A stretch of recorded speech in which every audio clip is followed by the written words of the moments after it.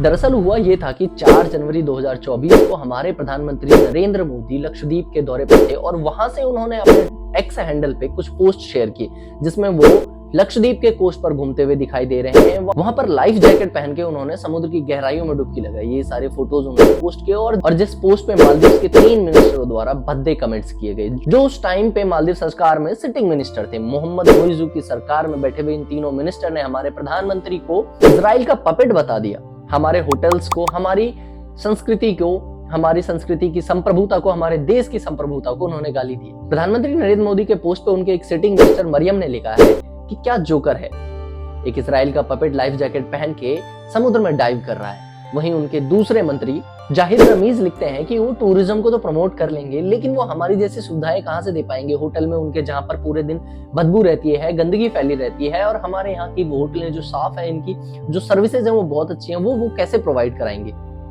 जो नेचर वो लोग दे रहे हैं, जो सिक्योरिटी वो लोग दे रहे हैं, जो सेफ्टी वो लोग दे रहे हैं, वो इंडिया कैसे प्रोवाइड कराएगा। मैं आपको बता देना चाहता हूं, भारत आपका सबसे बड़ा कस्टमर रहा है कुछ सालों में और भारत की संप्रभुता को ध्यान में रखते हुए आपको अपने शब्द इस्तेमाल करने चाहिए थे। लक्षद्वीप या फिर भारत की जो धरोहर है वो मालदीव से कहीं ज्यादा अच्छी है। इस चीज को हम अच्छी तरीके से जानते हैं। फिर भी कुछ लोग हैं जो मालदीव्स को अपने हॉलिडे डेस्टिनेशन के तौर पे मनाते हैं। उसके कुछ रीजंस है और क्यों ऐसे लोग अपना देश छोड़कर बाहर देशों में जाकर हॉलिडे मनाते हैं, क्यों लोग लक्षद्वीप में जाकर अपना हॉलिडे पैकेज सेलिब्रेट करते हैं। कुछ रीजंस हैं, हम आगे इस वीडियो में उसको भी जानेंगे। बने रहिए वीडियो के अंत तक। हालांकि इन तीनों मिनिस्टर ने जब हमारे प्राइम मिनिस्टर के पोस्ट पे कमेंट किया तो उस टाइम मालदीव्स के जो पूर्व राष्ट्रपति थे उन्होंने उसे हाईलाइट करवाया और जब तक उन्होंने हाईलाइट किया और इस ट्वीट को डाउन किया गया तब तक ये पूरे सोशल मीडिया पे वायरल हो चुका था। बाइकॉट मालदीव्स का ट्रेंड एक्स के हैंडल पर चल चुका था। मालदीव्स में बैठा जो भारत का विदेश मंत्रालय है वहां के ऑफिशियल्स ने मालदीव्स के ऑफिशियल्स को ये लेटर लिख के भी आगाह कर दिया था कि जो ये चीज की जा रही है वो ठीक नहीं है।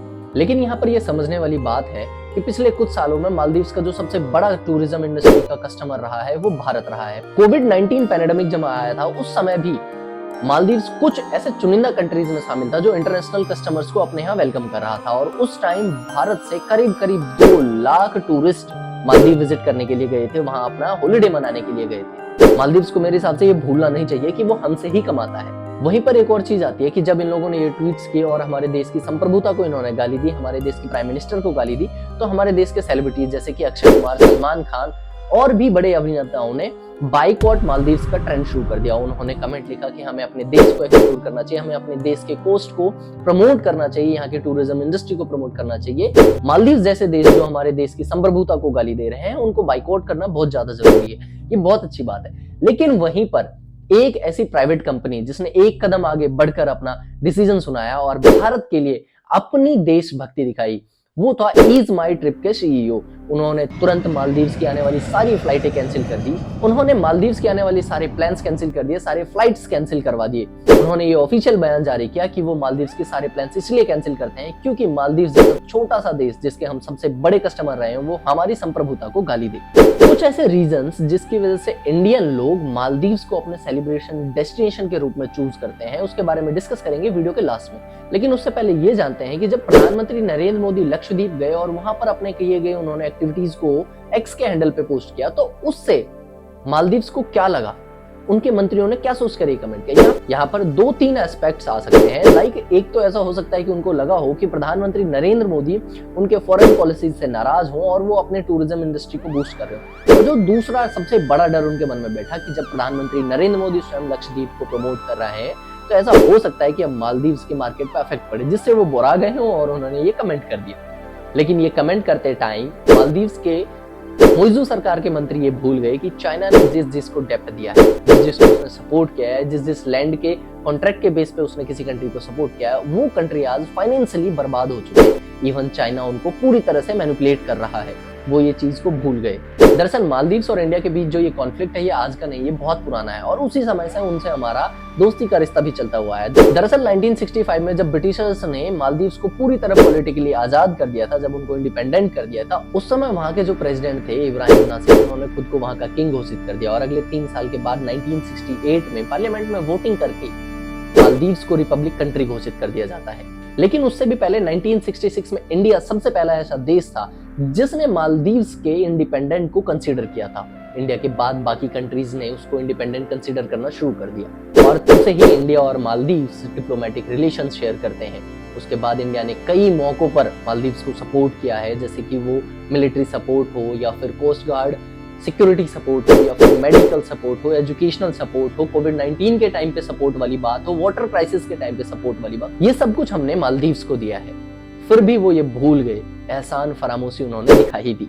1968 में जब मालदीव्स इंडिपेंडेंट हो गया, उसके बाद 1976 के टाइम पर एक ट्रीटी साइन हुई। इस ट्रीटी को मैरीटाइम ट्रीटी के नाम से जाना जाता है। इस ट्रीटी के अनुसार मालदीव और इंडिया समुद्री सीमाओं को शेयर करने वाले थे और उसके बाद 1988 में जब गायोम की सरकार का तख्ता पलट करने का जबरन तीसरी बार कोशिश किया गया था, उस टाइम पे मालदीव ने United kingdom, America, Sri Lanka, China, Pakistan जैसे कंट्रीज से मदद मांगी थी। किसी ने उनकी सहायता नहीं की थी, लेकिन जब वो इंडिया के पास मदद मांगने आए थे तो तुरंत उस समय की तत्कालीन राजीव गांधी की सरकार ने 1600 सैनिकों को मालदीव्स की सहायता के लिए तुरंत एयरलिफ्ट करके रवाना कर दिया था। इसी ऑपरेशन को ऑपरेशन कैक्टस का नाम दिया था। जब ऑपरेशन कैक्टस सक्सेसफुल हो गया, उसके बाद इंडिया ने मालदीव्स में टेलीकम्युनिकेशन सेक्टर में, मेडिकल सेक्टर में, एजुकेशनल सेक्टर में और बहुत सारी चीजों में मालदीव्स को डेवलप करने के लिए अपने प्रोजेक्ट्स लॉन्च किए थे। 1986 में जब राजीव गांधी अपने ऑफिशियल विजिट पर मालदीव्स गए हुए थे, तब वहां की सरकार ने उनसे एक हॉस्पिटल की रिक्वेस्ट की थी और तब राजीव गांधी की सरकार ने वहां पर Indira Gandhi national memorial hospital बनाकर उन्हें 1988 में सबमिट कर दिया था और वो आज तक वहां का सबसे बड़े अस्पतालों में शामिल है।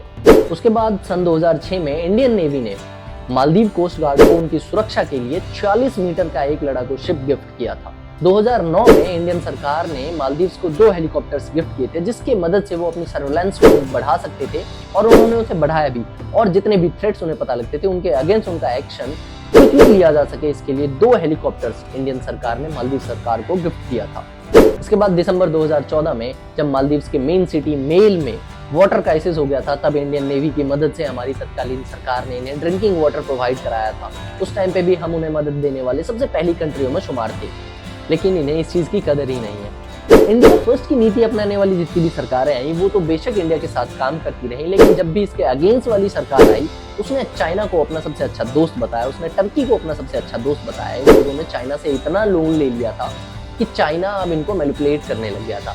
इसी को मुद्दा बनाकर जब इंडिया फर्स्ट की नीति वाली सरकार दोबारा आती है, तो उस पे विपक्ष ने अलग अलग तरीके पैतरे अपनाकर, राजनीतिक पैतरे अपनाकर दोबारा उनकी सरकार गिरा देते थे और फिर जब इंडिया फर्स्ट के अगेंस्ट वाली सरकार आती थी, वो चाइना को प्रेफर करती थी। ये सिलसिला इनका जब से ये लोग इंडिपेंडेंट हुए चलता ही आ रहा है, लेकिन हमने हमेशा अपने पड़ोसी राज्य की मदद की है। उसके बाद 2015 में जब मालदीव्स की सरकार ने नशीद को अरेस्ट किया था, उस टाइम पे प्राइम मिनिस्टर मोदी ने इसका विरोध किया था और उस टाइम इनका 4 देशों का जो विदेशी दौरा था उसमें मालदीव्स भी शामिल था, उनको प्राइम मिनिस्टर नरेंद्र मोदी ने कैंसिल करवा दिया था और बाकी 3 देश के दौरे पर भी चले गए थे, लेकिन इसका भी उन लोगों पे कोई असर नहीं पड़ा था। उसके बाद सन 2020 में जब कोविड-19 के क्राइसिस से पूरा वर्ल्ड परेशान था, उस टाइम पे भी इंडिया ने मालदीव्स को $150 मिलियन और करीब 6.2 टन मेडिकल इक्विपमेंट्स और मेडिकल की सप्लाईज के साथ मदद किया था। कोविड-19 में इतनी बड़ी हेल्प करने के बावजूद जो पॉलिटिकल पार्टीज इंडिया फर्स्ट की नीति का विरोध करते थे, उन्होंने इसका विरोध जारी रखा और इसी के रिजल्ट में उन्होंने अपने अगले पॉलिटिकल कैंपेन को ऐसे लॉन्च किया जिसका नाम दिया India out campaign. India out campaign के तहत वो चाहते थे कि इंडिया अपनी मिलिट्री को मालदीव से वापस बुला ले, जबकि वो मिलिट्री उन्हीं की हेल्प कर रहा था। हम उनके किसी भी जगह को कब्जा नहीं कर रहे थे। हमारी मिलिट्री सिर्फ और सिर्फ मालदीव्स की सेना को ट्रेनिंग देती है और उनको अपने ऑपरेशंस परफॉर्म करने में मदद करती है। जब इंडिया आउट कैंपेन लॉन्च करा गया, उससे भी बड़ी बात तब हुई जब पॉलिटिकल पार्टीज ने अपनी पॉलिटिकल एजेंडे के तहत पॉलिटिकल फायदा लेने के लिए इंडिया आउट मूवमेंट को सपोर्ट करना शुरू कर दिया था। 2022 में अब्दुल्ला यामीन अब्दुल गायोम एक पब्लिक मीटिंग में जाते हैं, जहां पर उनकी टी शर्ट में बड़े बड़े अक्षरों में लिखा होता है इंडिया आउट। वो उस टाइम पे अपने सपोर्टिव ऑपोजिशन की पार्टीज को संबोधित करने गए थे। वो उस टाइम पे उन लोगों से मिलने गए थे जो उनकी पार्टी की विचारधारा को सपोर्ट करते हैं। उस टाइम पे इन्होंने इंडिया आउट मूवमेंट को एक नया आग दे दी। वो उस मूवमेंट को अपने पॉलिटिकल एजेंडे के तौर पर इस्तेमाल करना चाहते थे। अब्दुल्ला गायोम और उनकी सहयोगी पार्टी पीपीएम और पीएनसी ने इंडिया आउट का ऐसा तर्क दिया जिसे सुनकर आपके होश उड़ जाएंगे। उन्होंने कहा कि उस टाइम की मालदीव्स की जो प्रेजेंट सरकार थी, एमडीपी, मालदीवियन डेमोक्रेटिक पार्टी, वो इंडिया फर्स्ट की विदेश नीति अपनाकर मालदीव्स के लिए खतरा पैदा कर रहे हैं। इसी एजेंडे पे उन्होंने अपना इलेक्शन लड़ा और अनफॉर्चुनेटली पब्लिक ने उनकी सरकार को जिता भी दिया। इलेक्शन होने के बाद कायूम के जो खास थे मोहम्मद मोइजू, उनको मालदीव्स का प्रेसिडेंट बनाया गया और जैसे ही वो प्रेसिडेंट बने उन्होंने इंडिया फर्स्ट के अगेंस्ट वाली रणनीति अपनानी शुरू कर दी थी। इंडिपेंडेंट के बाद मालदीव्स के जितने भी प्रेसिडेंट बने थे उन्होंने अपने विदेश दौरे के तौर पे जो सबसे पहला कंट्री चूज किया था वो हमेशा इंडिया रहा था, लेकिन मोहम्मद मोइजू ने इस रिवाज को भी बदल कर रख दिया। उन्होंने प्रेसिडेंट बनते ही जो सबसे पहला कंट्री अपनी विदेश दौरे के लिए चूज किया था वो टर्की बन गया। मोहम्मद मोइजू की सरकार बनने के बाद उन्होंने इंडियन गवर्नमेंट से अपनी मिलिट्री वापस लेने के लिए भी रिक्वेस्ट की, जिसको मोदी सरकार ने बिल्कुल ही नकार दिया था। उन्होंने उनकी रणनीति को माना ही नहीं। अब बात यहाँ पर आती है कि इतनी सारी चीजें होने के बाद भी आखिर अपने देश के ही लोग इंडिया की टूरिज्म को प्रमोट करने की जगह अपने हॉलिडे डेस्टिनेशन के तौर पे मालदीव्स को क्यों चूज करते हैं। उसके कुछ मेन रीजंस में आता है मालदीव्स के बीचेस और इंडियन गवर्नमेंट के अपने बीचेस को लेकर उन्हें प्रिजर्व करने की रणनीति। हमारे इंडियन गवर्नमेंट या फिर हमारे इंडियन टूरिज्म इंडस्ट्री ने कभी अपने बीचेस को प्रमोट ही नहीं किया, उसे प्रिजर्व करके रखा गया। इसका सबसे पहला रीजन माना जाता है एक लग्जरी स्टे। मालदीव्स में जितने भी छोटे छोटे आइलैंड हैं वो प्राइवेट कंपनीज द्वारा ऑन किए जाते हैं, जिसको वहां पर प्राइवेट कंपनीज ने बड़े बड़े रिजॉर्ट से भर रखा है और हमारे यहाँ के बड़े बड़े स्टार्स या फिर बिजनेसमैन उसको एक लग्जरी डेस्टिनेशन के तौर पर इस्तेमाल करते हैं, जिससे इन्फ्लुएंस होकर हर एक आदमी चाहता है कि वो मालदीव्स जाए और वहां पे अपने हॉलिडे को एक लग्जरी तरीके पे स्पेंड करके आए। इसका जो दूसरा रीजन हो सकता है वो ये है, इंडियन गवर्नमेंट जो है लक्षद्वीप की ब्यूटी को प्रिजर्व करके रखती थी। वो उसमें कोई खतरा नहीं डालना चाहती थी। वो नहीं चाहती थी कि हमारे जो कोस्ट है उसके आसपास जो नेचुरल स्पीसीज हैं उनको किसी भी तरह की परेशानी हो या फिर वो नष्ट होने की कगार पे आ जाए।